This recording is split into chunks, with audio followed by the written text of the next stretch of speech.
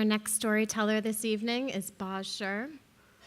She's currently an art history and illustration teacher at Kamehameha Schools Kapālama.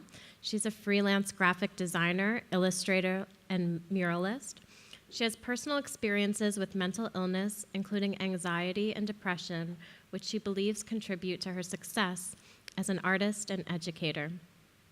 Boz chooses to focus on the positive aspects of these experiences while still acknowledging the downsides to maintain a personal, healthy balance in order to best support her students.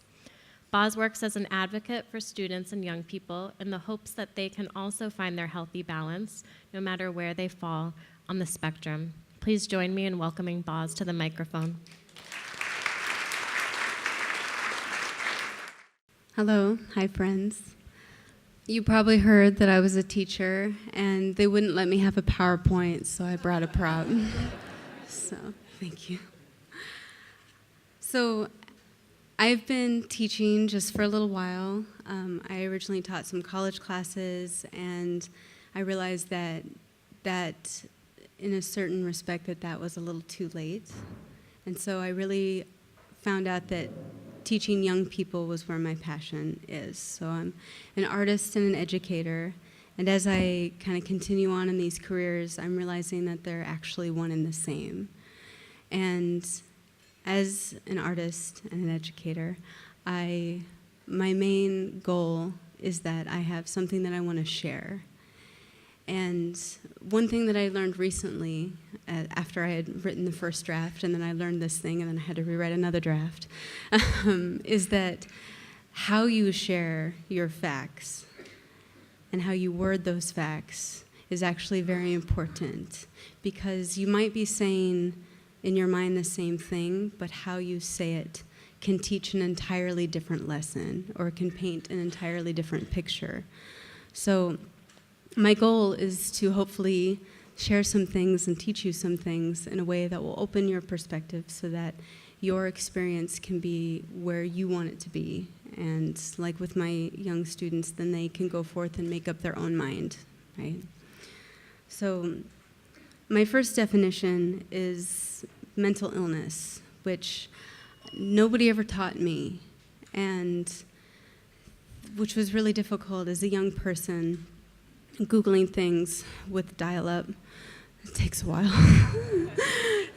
to discover what that means. And I'm going to read this for you, and I apologize, but don't worry, you don't have to take notes. Is that mental illness is a condition that affects a person's thinking, feelings, or moods. And such conditions may affect someone's ability to relate to others, to function each day. And each person will have a different experience depending on the diagnosis. And when I read this, I just felt, and I still feel that, like, where's the person in that definition? Like, where is, it's so one size fits all. And as I look around the room, that just can't possibly apply to all of us. There's just no way.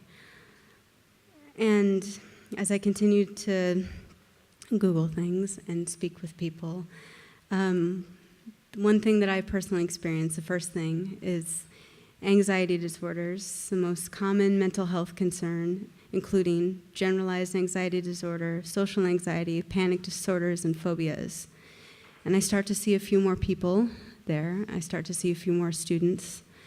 But it's still not enough. It's still an incomplete definition. It's a fact, but it's not a feeling. So the educator in me understands, but the artist in me can't relate. So as I can kind of continue, I realize that some reworking has to be done. The facts aren't all there. So another thing that I suffer from is depression. And one thing that is very personal to me is auditory hallucinations, which I've had since I was very young. And I didn't understand, and still don't in a lot of ways. But I remember very specifically when I was in middle school, which in and of itself is a trying time. But I remember specifically feeling so lost and so powerless to understand who I was and what I was going through. And at that moment, in the girls' bathroom, I made a choice, and I said, I don't want to be this person who's suffering or recovering or incomplete with this thing or broken. And I said, because that's not who I am. I read these definitions and I read these things and I don't see myself. And I made a choice and I said, well, I can't be her. And so those of you that I met tonight and you asked me, is Boz your real name? It is. It's my middle name. It's not my first name, because I realized I couldn't be her anymore. So I took her and I safely put her away. And that's when I became Boz, and have ever since. And now, actually, if you call out my first name, I don't respond. I don't know her anymore. She's still with me, but she's not who I am. And I still hear her, and I still hear everything. But it's with that choice, I said, I want to be strong, and I don't want to be scared.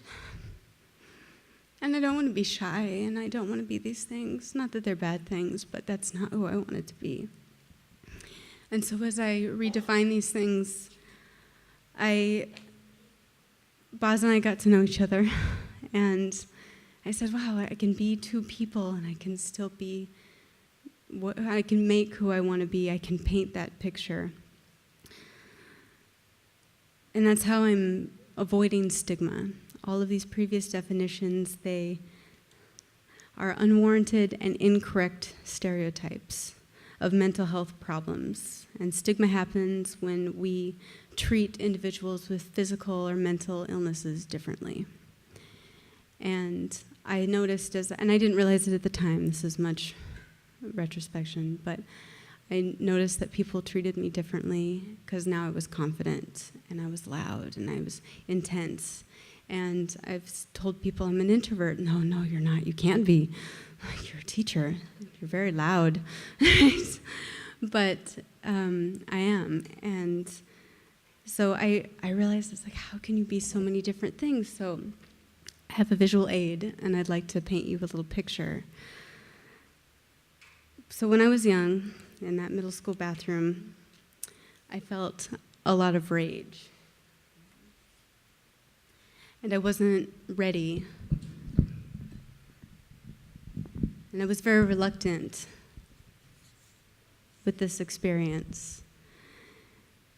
And I had to rationalize, well, this is just what you're going through, and this is what you're going to have to get through, and this is where you are. But then I came to a realization that I can be optimistic, and I can be open to this thing that I am, and it's not something that I'm suffering through. It's something that is offered to me. And that thing that I thought that I was running away from, that I had to be strong when I was young and yearning to be myself, I was already myself. And my favorite color,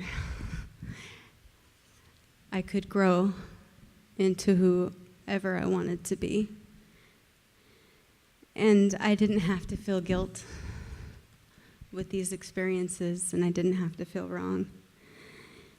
In fact, I could feel very, very, very good. And I could be generous with these experiences, and I could share them. And that's when I could find my balance, and I could see the beauty in these things. And that's just the best. And I let go of these biases on this journey. And now it inspires my imagination and gives me all kinds of new ideas that I can share with my students and everyone that I meet. I can give them my insight that you're okay and I'm okay. And now my vision is that I have to take this voyage in order to really discover who and what I value. And if you kind of look at this, it might seem very familiar with some of you participated in earlier, is that no matter what you're feeling, is that we're all somewhere on this spectrum. And if I was to give you a pop quiz, don't worry, I won't. I don't really feel like grading anything right now. Is that you can't pick a right color. You can't pick the right red. You can't pick the correct blue because they're all correct and they're all together with each other. So I'll leave you with this one thought, is that no matter how you're feeling or where you fall, it's exactly where you need to be. Thank you.